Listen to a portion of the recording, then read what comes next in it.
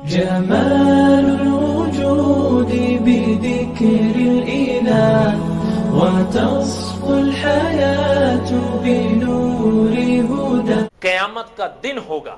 ایک بات درمیان میں یاد آئی ہے حضرت ابن مسعود رضی اللہ تعالیٰ عنہ کی بات سے، وہ بھی سن لیں. یاد رکھیے گا حضرت ابو ہریرہ فرماتے ہیں رضی اللہ تعالیٰ عنہ کہ حضور صلی اللہ علیہ وسلم نے فرمایا ہے کہ ہر مرنے والا شخص پچھتاتا ہے. اس حدیث کا مفہوم سنیے. ہر مرنے والا شخص پچھتاتا ہے. سوال کیا صحابہ نے حضور صلی اللہ علیہ وسلم سے کہ حضور کیوں پچھتاتا ہے؟ کیوں؟ حضور نے مسلمان یا کافر کی تفریق تو یہاں پر نہیں فرمائی. فرمایا ہر مرنے والا پچھتاتا ہے. کیوں پچھتاتا ہے؟ صحابہ نے حضور سے پوچھا. حضور نے فرمایا اگر تو دو ہی صورتیں ہوں گی نا، یا ہوگا نیکوکار اور یا ہوگا گنہگار. فرمایا اگر نیکوکار ہے تو مرنے کے بعد یہ حسرت ستاتی ہے کہ نیکیاں کیوں نہ اور کر لیں، اور فرمایا اگر گنہگار ہے تو یہ سزا ستاتی ہے کہ یہ گناہ کیوں کر لی. دونوں صورتوں میں پچھتاتا ہے. کیوں؟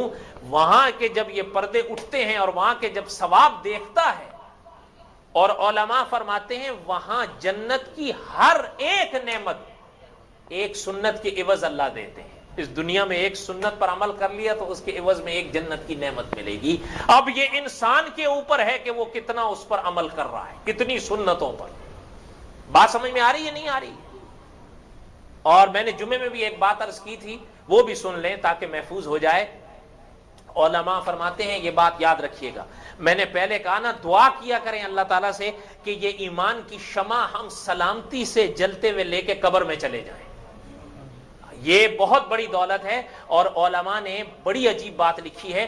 علماء فرماتے ہیں یاد رکھیے گا کہ اپنے ایمان پر شکر گزار رہنا اور نماز با جماعت کا اہتمام کرنا، ان دو عملوں کو بڑا خاص دخل ہے خاتمہ بالخیر میں. بات سمجھ میں آئی ہے؟ عملوں کا اثر ہوتا ہے، اللہ تعالیٰ نے ان میں اثر رکھا ہے، اس کا نتیجہ ہوتا ہے.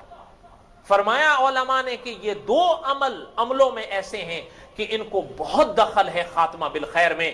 اور مولانا عبد الشکور دین پوری رحمت اللہ علیہ کے الفاظ اس موقع پر یاد کر لیا کریں کہ خاتمہ بالخیر ہے تو خیر ہے، خاتمہ بالخیر نہیں تو خیر نہیں ہے. جو آپ نے اور ہم نے محنت کرنی ہے وہ اسی دور میں کرنی ہے جس کو زندگی کہتے ہیں. زندگی خدا کی بہت بڑی نعمت ہے، یاد رکھیے گا. اور شان ہے زندگی بھی. سورت ملک کو آپ پڑھتے ہیں یا نہیں؟ اور پڑھنے چاہیے. علماء نے حدیث کی روشنی میں لکھا ہے عذاب قبر کی رکاوٹ میں یہ حدیث بڑی کارگر ہے.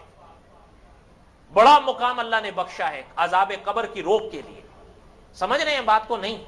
اس کی شروع میں پڑھیں نا کیا ہے، الذی خلق الموت والحیات. زندگی اور موت کا ذکر اللہ اکٹھے لا رہے ہیں، اور اللہ فرما رہے ہیں الذی خلق الموت والحیات، ہم نے دونوں کو پیدا کیا ہے.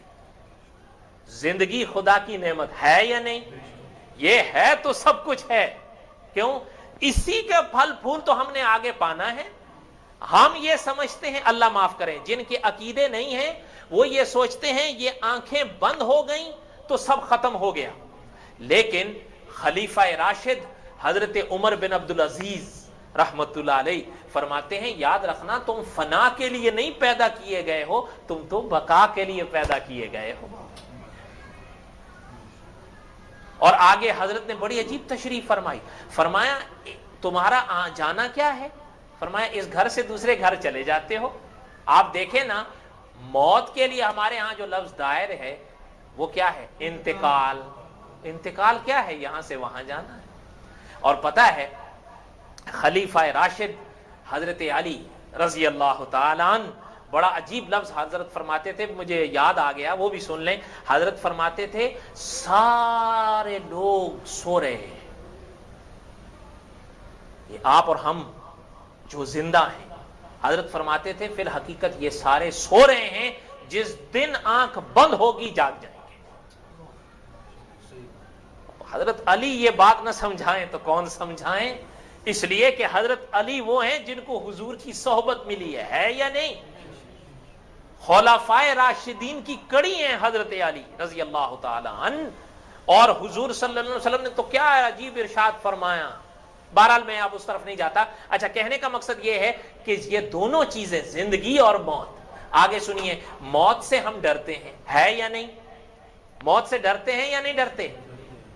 ہاں سنیے، حدیث کو اگر آپ پڑھیں تو رسول اللہ صلی اللہ علیہ وسلم نے فرمایا کہ موت مومن کے لیے تحفہ ہے، اور دوسری حدیث میں حضور صلی اللہ علیہ وسلم نے فرمایا کہ موت مومن کے لیے پھول ہے.